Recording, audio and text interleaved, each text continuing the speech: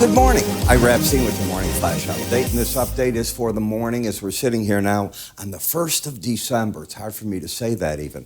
2022, 8:35 a.m. Central Time.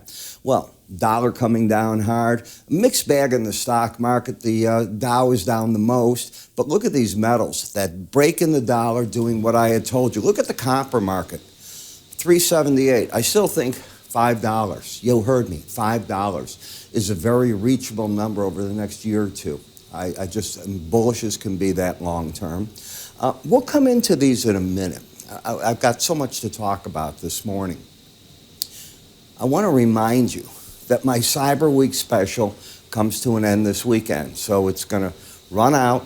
If you're looking to take advantage before my price increases and all my courses, they're going to happen. We might put up the increases as early as today, by the way. So you with a 1-year subscription to any of my regular research, and for those of you that are subscribers, we give you ways that you can modify that as well. You get either, choose from these, my charting course, my Bollinger Band course, or the new outside day course, which I should get done today or tomorrow. And then they'll all come out. Look for, on the existing prices, a 30% increase. You heard me, 30. I've been out there pricing what other courses are going for. At 30, I'm well under half of what I should be, all right? So I think there's room for it. I want to do it. These courses are very special. I think for those of you that have taken the enhanced Bollinger Band course, it's probably changed your trading life. And I think you're going to find the new outside day course gives you another edge, and that's what I'm looking to do. How do you get any of these? Just move your cursor to the top, give a click. It explains how everything works right there. So let's step back now for a moment and take a look at what I'm talking about.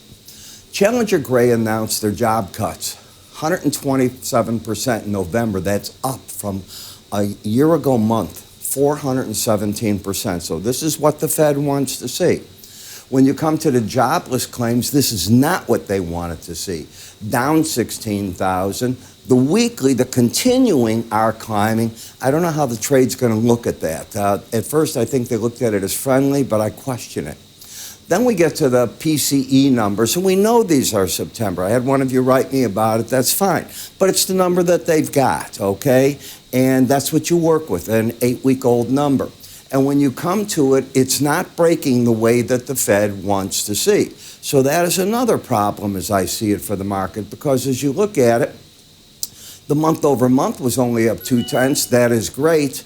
But when you look at the September core, 5% versus the 5.1, I can go through this. The PCE index year over year is up 6% versus the prior reading 6.2. They expected it, though, at 5. So you're still staying relatively stronger. You're wobbling, no question about it, but that's what's going on there.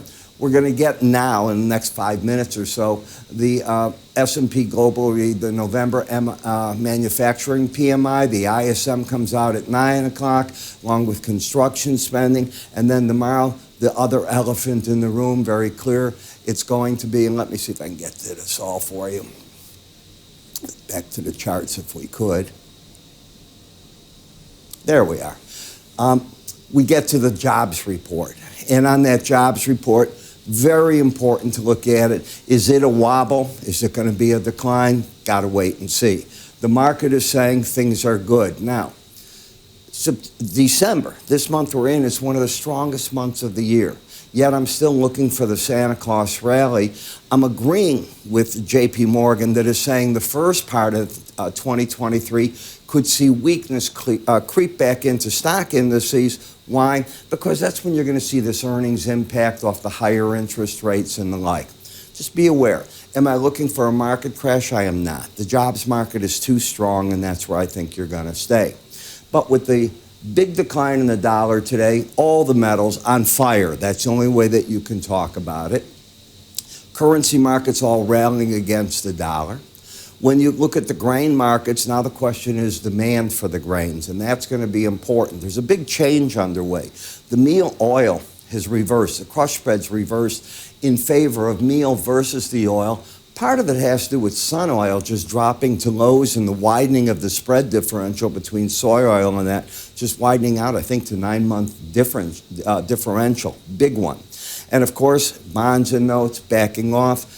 Very flat in Bitcoin. Did you watch the interview yesterday that took place with Sam Brinkman-Fried? He was prepped by lawyers. This kid should go to jail. Do not give him any quarter because he wasn't paying attention. He's the CEO of the company. It all happened under his watch. $9 billion missing. He didn't know how the companies were taking on risk. Nonsense. That's the word I have. Nonsense to it.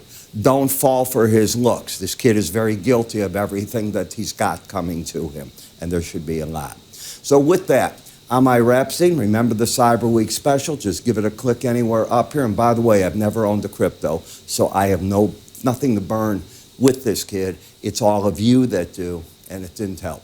I'm Ira. Take care.